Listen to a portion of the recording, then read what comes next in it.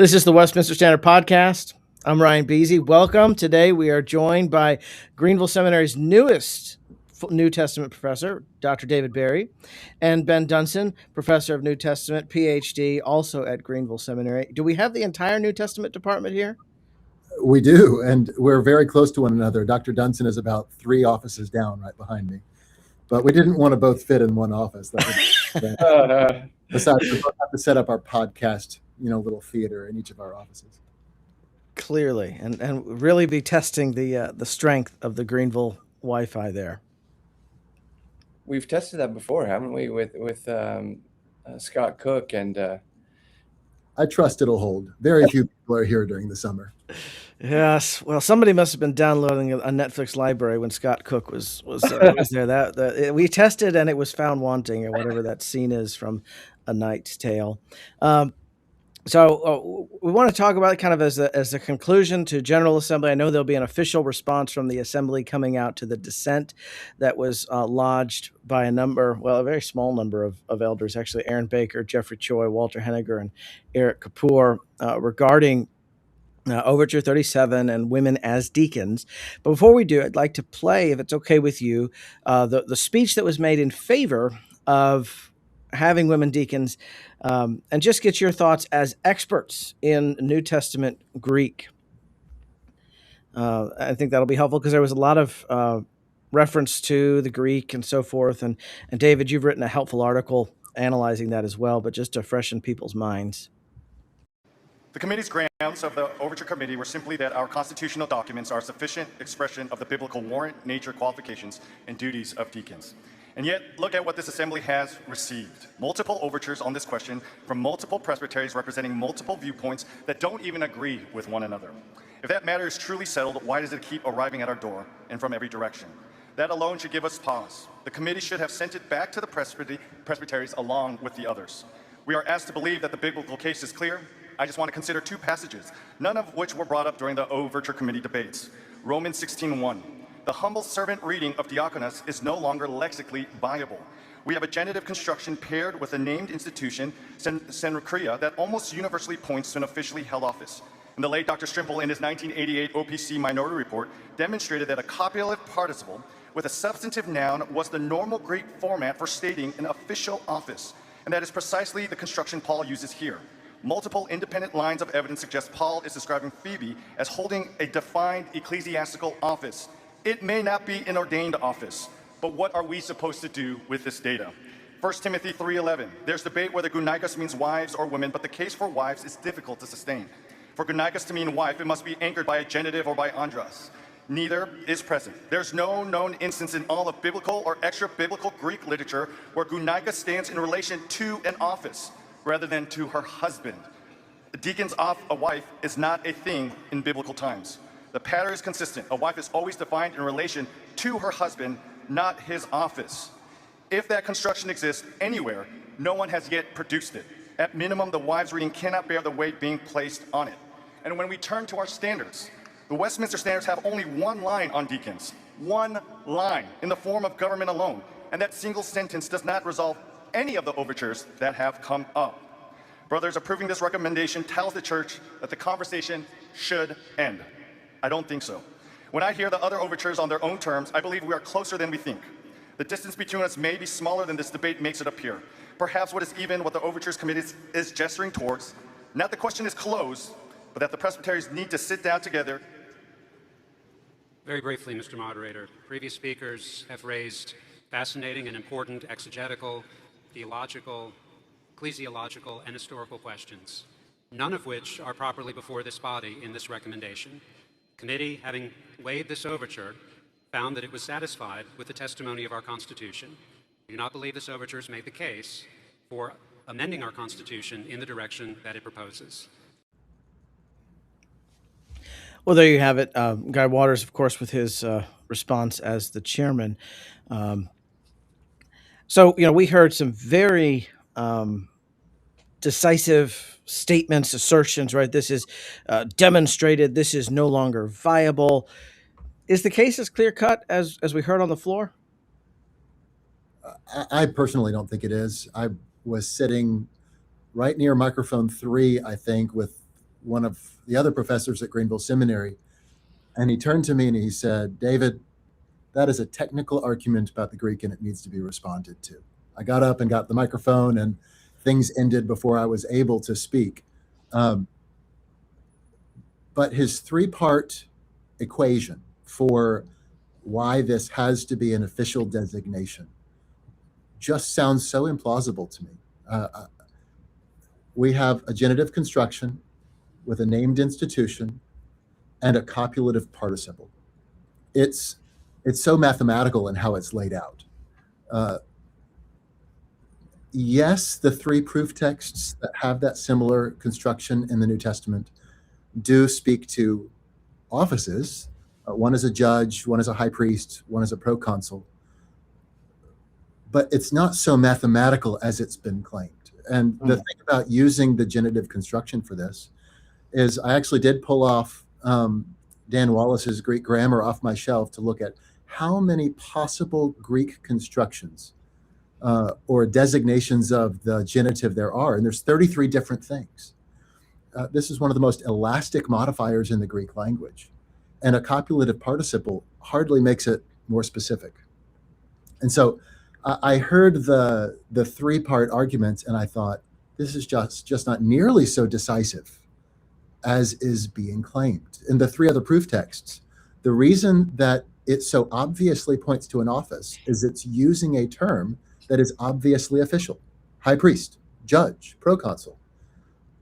But the term diakonos, about 90% of the time in the New Testament, is unquestionably a general usage, minister or servant in some general way.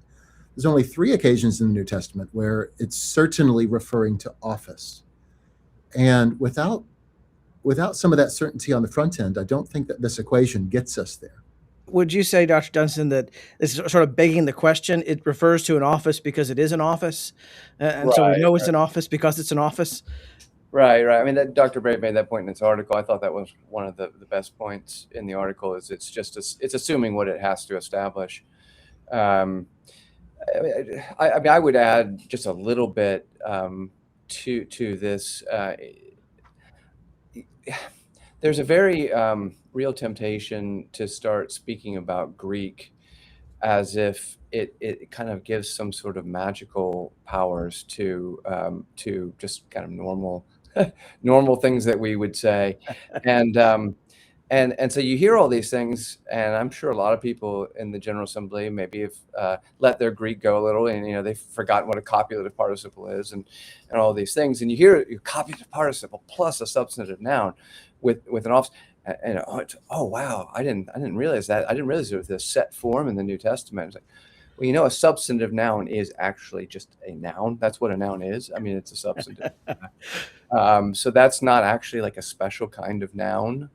And then a copulative participle, you've just got pretty standard thing here where a participle, which has aspects of nouns, aspects of adjectives, and verbs, is dependent upon a main verb. That's all it means.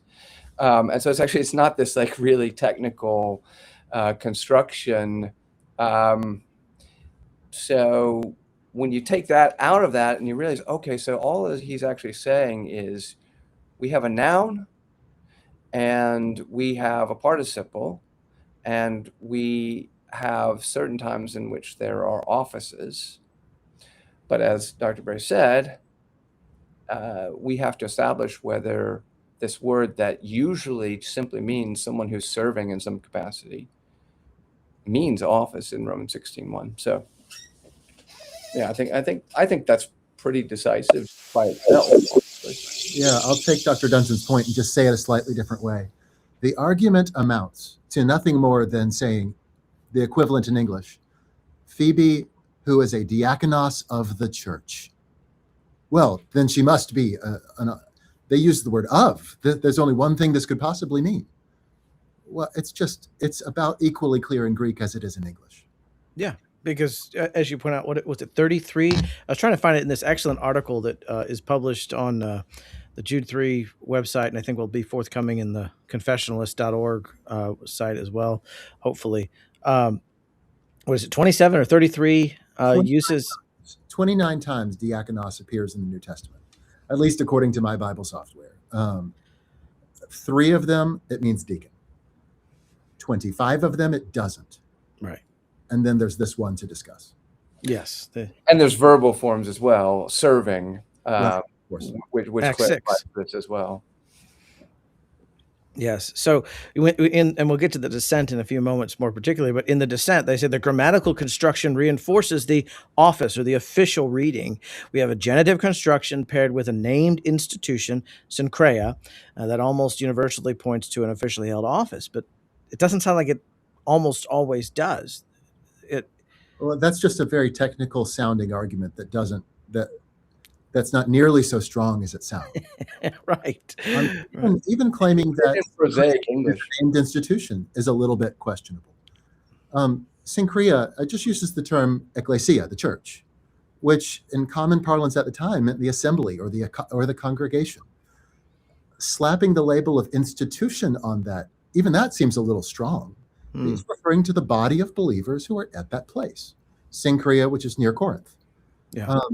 To label it as an institution in the same way that we would the high priesthood or the proconsulate, even that's a stretch. Mm-hmm. So it's a technical sounding argument that will persuade the uninformed, but it shouldn't be persuading anybody. The reality is there's not enough exegetical evidence on either side of this question. Romans 16:1 cannot prove whether she was a deacon or whether she was a servant. We actually need the rest of the Bible to figure this out. And so what you're saying is it's the analogy of faith, right? That the clear passages interpret the unclear, the vague, the vague passages. So does the argument then for ordained women deacons, does it come down to just a couple or 3 ambiguous verses? Ben, do you want to take this one first? I mean, I think the only reason we even conceive of it as an office and even talk in those terms is, I should say the primary reason is 1 Timothy 3, which lists requirements. Mm-hmm. And so if there are requirements, that means that the church is responsible for ensuring that those requirements are fulfilled, and that someone cannot do those things that are described there unless they have fulfilled those requirements. So we can call that ordination. You know, it doesn't matter that that's not a biblical word. We can call that ordination. We can call that office, right? Because of that fact. And once you have that reality, then you have to ask who is qualified for that office. And I would argue that 1 Timothy 3 tells you very clearly who is qualified for that. I don't think it's ambiguous or at all unclear. Well, yeah. Certainly, when you take the whole of the Bible into account, it just seems like you can find a verse in the Bible to justify anything. Isn't that sort of something you learn in the first year of seminary or the first year of Bible college, that you can find an obscure verse to justify anything? And what I so appreciated is that you unpack the technical sounding language for any hearer, any member of the church can understand.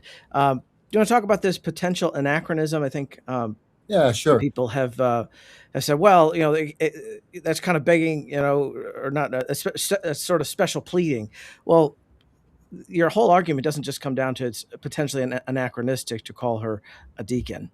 Yeah, well, my point was not that the diaconate developed between 57 AD and the mid 60s, whenever 1 Timothy was written.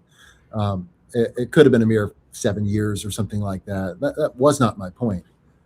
My point was the diaconate is a novel thing after Christ. Mm-hmm. Whether Act 6 was the founding of the diaconate, or whether that was kind of more a proto-diaconate and it wasn't fully developed then, the concrete was recently poured within the last 20 to 30 years, and it takes concrete time to cure.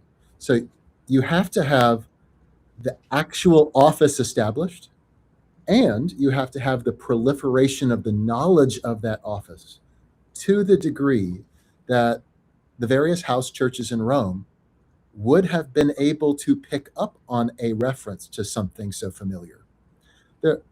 There's some question about whether the diaconate was so formed, one, and also whether it was well known enough to the churches in Rome to recognize such an uncertain reference as we have in Romans 16.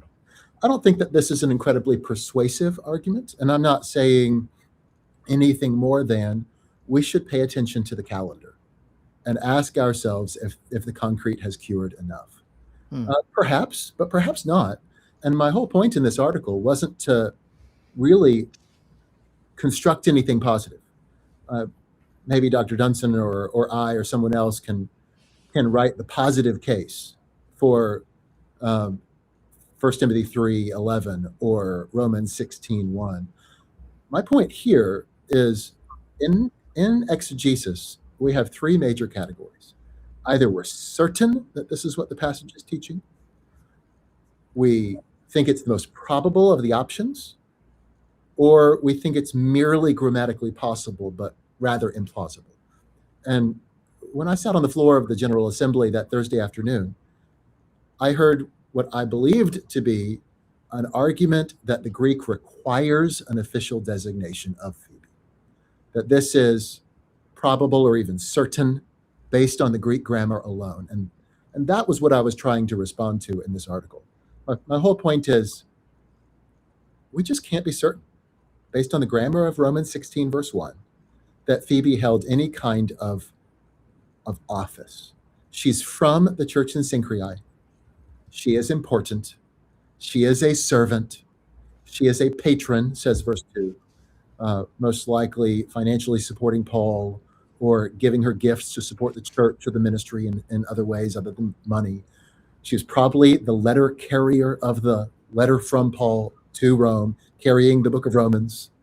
But there's open questions that the grammar alone cannot close or solve. And that was my point. And I think that this question of, is it possibly anachronistic to be arguing for an office in the mid-50s is worthy of floating out there. I don't think it's the strongest argument I made, but it's an interesting question that does raise some doubt that is worth considering. Yes. And that there are more certain, to use your triage there are more certain reasons why it is not an official designation, as you point out, the way deacon is used throughout the New Testament. And every other time in the book of Romans. It doesn't have an official designation use in Romans. It's used 3 other times, always in the general way, which is the normal way. What would have tipped off the first readers of this letter to say, oh, this is different than what happened just a few verses before, a few chapters before? You know, I almost wonder, I was thinking this through as you're talking, I almost wonder if you essentially would have to come to the conclusion that the office of deacon has become so all controlling, like dominating the meaning of that word at some point, that at some point every single instance of that word would have to be understood as referring to office. It's like you in order to make that argument about Romans 16:1, you essentially have to say that anytime you see that word in the New Testament, then you're going to have to read it that way. You're going to have to basically recognize the Christians already thought, okay, this is office. It always means office. It never means anything else. Unless you make that argument, the argument in Romans 16:1 falls apart. And that would then lead to some real absurdities. It basically, like, every time we see this word, we're going to have to take it in that really technical office sense, which would be troublesome for Nero. Yeah, the civil government is the deacon in the church. Yeah, exactly. This isn't the Christian nationalism podcast. Look, George Sayer is not here. Building on that point, something that didn't make it in my article, and I haven't talked to Ben about this, but the word diakonos in Greek it doesn't have a distinctively feminine form. So a woman could be called a diakonos instead of a diakone. It's one of those words that can pivot either direction. We're talking about a man if it uses a masculine article. We're talking about a woman if it uses a feminine article. but it's what's called a common noun or a general noun. And most Greek grammars have a section for this. But I was thinking this over recently as I was writing this article and thinking about the question. We recognize that language is something that develops. We are speaking in the year 2026, and we don't sound like we've just lived in the world of Beowulf. We're not speaking Old English to each other. We're not using King James language like maybe the Westminster Divines would have used when they had their meetings. Language is always evolving, right? If the office of deacon was open to women, and this was an extremely common thing, I think it's highly likely that the language would have developed and we would have had the word "Hey diakone." I think it's not persuasive per se, but it is an interesting fact that the noun hasn't evolved yet. Yeah. And it did, of course, later. There was eventually a Greek neologism for deaconess. It wouldn't surprise me in the least, because language is always evolving, and it lends itself to grow in the direction of clarity. And it just hasn't yet in the New Testament use of the term, which, again, it's not persuasive, but it's a push against women deacons were common. Women deacons were accepted. Even the form of the language is something in this. And that's relevant to the discussion of non-ordained deaconesses as well, in that you don't have that in the New Testament. So even if you make the argument that Phoebe is this thing, is a deacon, she's not a deaconess. She's not described as some feminine, sort of lesser office. She's just the same exact word that is used to refer to the office in 1 Timothy 3 is used of her, but of course that, as we've said, could mean servant. So yeah. It just seems to be putting a whole lot of weight on some obscure, or at least vague references that when we come down to things that involve church office, ordination, the leadership of the people of God, we look for things that are very clear, right? There's a whole chapter dealing with General Assembly in Acts 15. There are multiple references to the elders, right? Starting, what is it, Exodus 18, and then continuing into the New Testament. We just don't see that to make this huge change that women are now able to be ordained, to bear authority in the church. It is interesting, in the floor speech, Mr. Choi even said, well, we need to acknowledge that she may not have been ordained, but she may have been a deacon. So now is there a desire for a third something of an unordained church officer? Which is contrary to what he meant by that. That was confusing me. I didn't exactly know what he meant by that. Yeah. And I took it to be a recognized role with formality and designation that was less than ordination. Commissioned church worker, then, like Chad Van Dixhorn. Just like Chad Van Dixhorn. Let's bring Chad into this discussion.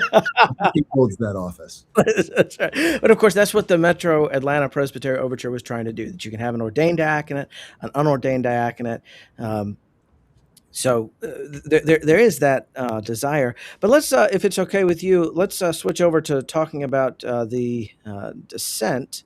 There we are. So we have this dissent, and it's, as has been pointed out, it's largely reproducing arguments that have been rejected by previous General Assemblies in other communions. So it's not advancing the discussion, I don't think. But of course, the two of you are more, you've kept up with those discussions far more attentively than I have. Did anything jump out to you in this dissent as, oh, that's new, I haven't heard that before, let me think about that? David, as you were writing your article, it struck me as essentially the language from Dr. Strempel's minority report to the OPC in 1988. It was functionally that argument again, just a little bit shorter, I thought. and we always appreciate brevity. So let's look at the biblical evidence of the dissent. If that's okay with you. I mean, the standards are the standards, and that's what the assembly referred to. Our Constitution is sufficient on this matter. We don't need to have this conversation every year. That's what the assembly said. But let's look at the biblical data, all right? Acts 6, an office is still in formation. This is related to what you discuss in your article, David, that Right. it's new. What do we think there? Because of course the word deacon as a noun doesn't appear in Acts 6. It's, as you pointed out, Dr. Dunson, it's the verbal form. What do you think? I mean, it just seems, they chose 7 men. They didn't choose 3 men and 4 women to serve the women. What's happening here? Yeah. Well, Acts 6 is a challenging place to go because there's 3 major positions on Acts 6. 1, this is the founding of the diaconate. 2, this is not the founding, but it is organically connected to the office that would later be established. And 3rd, there's the position that this is just a special case where the Church of Jerusalem made a special plan for a special need, and it's really not connected to the issue of the diaconate at all. Those are the 3 positions. And in the Reformed world, you have people who hold to each of those 3. It's not a test of orthodoxy. And so it's hard to plant your flag and say, this proves that the office is only open to men. It is not insignificant that only men were chosen, but it is an open question of whether or not these men held to the office of deacon. Because if you look at Stephen and you look at Philip, they're doing things that go beyond how we define the ministry of that office today. They're preaching, they're performing miracles and things like this. So only men were chosen. These men were authorized by a session to do a particular task. One helpful question to ask is, did they bear authority? Did they hold authority in what they were doing? I think we have to affirm that there was a form of ecclesiastical authority that was here because they were authorized to carry out this ministry. But Acts 6 is not going to get us very far because it's such a debated and challenging passage. Ben, do you want to add to that intro? No, that sounds good to me. That's what I would have said as well. And I think the question of authority is crucial to the case because these men in the PCA who are wanting women deacons, one of the things that we'll often hear, not from all of them, but from many of them, is it's not an office of authority. Yes. But then what kind of an office doesn't have authority? And if the deacons are saying, no, you don't qualify for church aid, that sounds pretty authoritative to me. Yeah, and you got to distinguish between delegated authority and maybe ultimate authority, but both are forms of authority, even if you don't have the absolute final say in everything. Right. Yeah. Well, then there's the collapse of the humble servant reading. Wow, that sounds very decisive. I'm nervous here for your article, David. They're very certain. That's right. Anything in here that you haven't covered that you wanted just to point out in your, and I love the appeals to Calvin, but and then of course the blatant citation of the Minority Report there. It's always helpful to find a recognizable name to hang your position on, especially if that name is or the denomination is known to be particularly conservative. Yes. Hey, look, even the OPC had a man who believed this view and couldn't persuade them. It's a little bit. It makes me smirk just a little bit that the Minority Report by Dr. Strempel has become this great thing because he was the only signatory of it. He couldn't persuade anybody else on his committee of his view. And if you go back and read the committee report, the majority report that Dr. Gaffin was one of the authors of, and three other men. They also speak about that Romans 16 can't answer the question. We have to go to 1 Timothy 3. This is, and everybody agrees this, except maybe there's some people who are just absolutely persuaded by the copulative participle argument. But no one should be persuaded by that. Everybody should be going to 1 Timothy 3 and asking the question, are the women named in 1 Timothy 3 wives? Or are they deacons? Or are they some other class, maybe deacon helpers or women who help the deacons or something like that, some kind of a mediating category. One thing, let me just finish the thought, Ryan, I see you. One thing that the 1988 majority report did very well is they did not merely argue from Greek grammar or make lexical arguments alone. They made a contextual and theological argument. And this is why 1 Timothy is so important for the question. What they argued was 1 Timothy 2:12, where Paul says, I do not permit a woman to teach or exercise authority over a man, is in the same immediate context as this section about office in the church, which finishes in 1 Timothy 3, verse 15, so that you might know how you ought to behave in the household of God.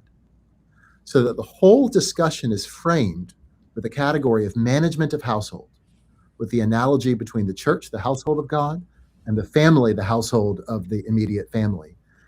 And it uses authority language about the male deacons and about the overseers, the male elders. And what they point out is there is authority that is spoken about in both cases, such that deacons bear authority, and therefore 1 Timothy 2 must speak to the question of who can hold church office, that they bear authority. I think that contextual and theological argument is a really important one. And those who want to press the issue of women holding this office, whether in Romans 16 or in 1 Timothy 3, they really have to diminish that and push the question away of holding authority. You have to divide that context and say, no, we've stopped talking about authority now. And I appreciate that so much. Far be it from me to minimize the importance of Greek and grammar and the languages. Of course not. But it's not merely a grasp of language and of grammar that gives us our theology, our polity. It's the context. It's the wider setting of these words, right? Grammar is, of course, isn't it the basic education that you get? It's the grammar of something. And I think there's an analogy there for how we understand the scripture. Sure, grasp the grammar and the language, but you have to understand the greater structure, the rhetoric of it as well. Yeah. Let's move on. And I so appreciate how you've transitioned us, David, to the 1 Timothy 3. Wives, women, deaconesses, women deacons. What's he talking about here? You've set us up well with authority. Well, women aren't allowed to bear authority in the church. Well, Ben, why don't you take your turn? I've taken up a lot of oxygen in the last few minutes. So there's a clear movement in verse 11. The word can be translated as women. It can be translated as wives. So this is one of those things where, in the absolute abstract, you could say, okay, it's referring to women who are deacons or to the wives of deacons. But if it's referring to some separate class of office, or it's basically saying that there are two different sets of requirements. There's the requirement for men in verses 8 through 10, and then you shift to a different set of requirements in verse 11 for supposedly women who are in the office, and then you shift back strangely, in verse 12 to men again, who, including the requirement of them to only have one wife, using that same word that's just been used in verse 11 for the women referred to there.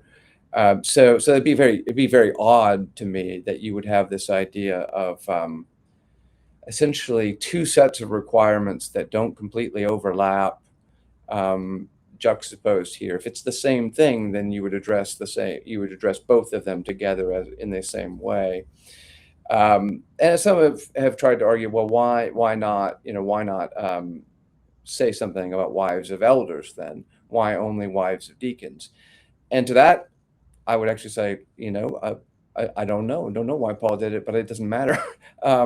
Like I can't go ask him, but it doesn't actually matter why he did that. He had a reason for doing it. Now I could think of all sorts of plausible reasons. Maybe he didn't need to say anything about wives of elders because it was so well established, and this idea of deacons needed some more clarity. And so he has to specifically address the wives of deacons. He doesn't say it in so many words, but certainly plausible. Maybe he just maybe he's kind of summarizing in a way and just kind of including here, thinking people are going to assume that, yeah, this applies to the wives of elders as well. Right. I don't know for sure, but it doesn't matter. It would be very, very strange for Paul to have two sets of requirements here that don't overlap. Also, that the deacons are often working with unwed women, whether they're widows or whatnot. So there's some bearing there that the wife is going to be involved, one would hope, in those meetings. I mean, I've had meetings that I've said, want to have my wife around, or come over to the house because I don't really want to meet, alone with a woman. So there's all sorts, as you say, all sorts of plausible reasons why it's not strange why he's referring to the wives of the deacons here. I'd love to get your thoughts on their conclusion here on this 1 Timothy 3:11. Can I take that thread before we go to conclude, Ryan? Yeah, please. Following up on what both of you just said, the argument that Paul is instituting the formal office of a woman deacon requires us to say he speaks to male deacons, quickly pivots to women for only one sentence, and then quickly pivots back. I mean that's a leap. But there is an argument floating out there that I think is useful, that Paul is deliberately being vague. You can find this in Fairbairn's commentary on 1 Timothy. You can find a discussion about this in Dr. Gaffin's majority report. But here's the idea, and I think that this is pretty plausible. Paul is deliberately vague in his reference to women. Some translations say their wives, but the word there isn't there in Greek. It just says gunaikos, or let me find it. Yeah, it says gunaikos without a pronoun saying their wives, or it's just the word women, which in the very next verse, as Ben pointed out, means wives. But it could be that Paul is being deliberately vague in his reference to women, in the fact that there are women who are engaged in the support of the diaconal ministry. Of course there are. Just about every church we've ever seen, there are going to be women who play a support role, like you just described, Ryan. And so within the broader category of speaking to the men, he says, yeah, because of the nature of diaconal ministry itself, I'm going to make a comment about the women who are engaged. He's still speaking to those who are office holders because it's framed with a category of authority. But perhaps Paul is being deliberately vague. And our Constitution recognizes that with BCO 9:7. Which says assisting the deacons. Yeah, men and women can assist the deacons. Yeah. Which could not be the case with regard to the elders. That doesn't work with the elders and the kind of authority that they have. It's not that the elders don't ever listen to women. It's just that there's not going to, even though I know there are many who want to kind of have like a female advisory board, for the eldership, but that just doesn't work, right? They have this authority. They have to make these decisions, and it's not right for them to say, okay, we're going to actually defer to some women to give us their input on this, and then we'll decide, based on, how they advise us. Whereas with the diaconate, that is appropriate. It is appropriate to say, we need your help. We've got specific issues that we're having to deal with here. We need to help a woman in the church in this way. We need to help children in the church in this way, and we really need your help. We need the help of the women to do this. That makes total sense, and that would be totally appropriate and legitimate. And fits with the way the Lord Jesus Christ and the Apostle Paul honored and dignified women contrary to cultural expectations. So I do want to get your thoughts on their conclusion here. The probable reading of Gunnikos in 1 Timothy 3:11 refers to women, a distinct group Paul addresses alongside male deacons, most likely envisioning women serving in some official diaconate capacity. Is that a Mott and Bailey there, that women serving in an official diaconate capacity versus women who are deacons? It seems like they want to conflate those 2 points. I think that what we just affirmed and what they're saying is about there's like a hair's breadth difference between the two. What do they mean by the word official here? Well, we just need to be careful about the issue of authority versus not authority. But of course, women are going to be engaged in the category of diaconal need in the church. Yeah, I think that was happening in Ephesus. Clearly. And if it's not a Mott and Bailey, it's a straw man there, because no one is saying, at least that I've heard, women should not do anything that involves diaconal service. But it is telling that when we affirm all these things that we're affirming here, I mean, look at how active women are in Romans 16 in the church, in serving in the church. That's not sufficient for some, right? I think it's telling that you say that, and then they say, well, it's not enough. I do think that's a helpful point. And I think it kind of gives away the farm. We are not talking about function. We're not. So much of this discussion claims to be about function, but is about titles. It's about honor and recognition, as opposed to merely about the ministry itself or function. Window dressing. Yeah, not a particularly good idea to seek the office of deacon or elder because you want people to praise and honor you, either as a man. I've read that in a book somewhere. Yeah, I do want to be careful here. There is a possible grammatical argument for seeing female deacons in 1 Timothy 3 and Romans 16. You can, in good conscience, come to that conviction. I think that the argument is not strong, but you can get there. Yes. And I do want to be careful to not accidentally or carelessly impugn motives. I do want to be careful of that, because people can, in good conscience, believe this, holding their Bibles, reading them carefully. I just think that the exegetical argument isn't there to make it the strongest one. But I don't want to accidentally insult anybody on this podcast and say, you're just chasing honor in a way that Jesus would condemn, like in the Sermon on the Mount. Yeah. There's people who think it's right. Yeah. The only insults we allow on this podcast are intentional. We don't allow accidental insults.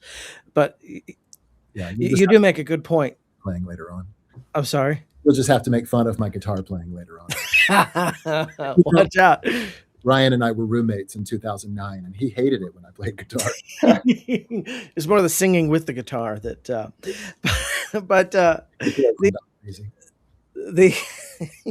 I commend them for putting their thoughts on paper. I commend, and I've said this before, Jeffrey Choi is to be commended and thanked for having the integrity to send up an overture, because you can, I think, come to these, as you said, David, you can come to this position honestly, I don't think it's the best reading of the text. I don't think it's the strongest one. But if that's what you honestly believe, then yeah, you should send up an overture and then accept the judgment of the court. And the court has said, we are not having this conversation again. Yeah, I hope we don't. Did the OPC keep going on? I mean, did Dr. Strimple say, I'm not giving this up? I refuse to accept that. I doubt it. Did we, I doubt he continued to prosecute it. Ben, you are the editor-in-chief of confessional.org, is that right? So people can find more of your writing there? Well, yeah, so I've got writing there. It's for the whole faculty, and then also we often have alumni and just friends that have written for it as well. Oh, great. So people should check that out.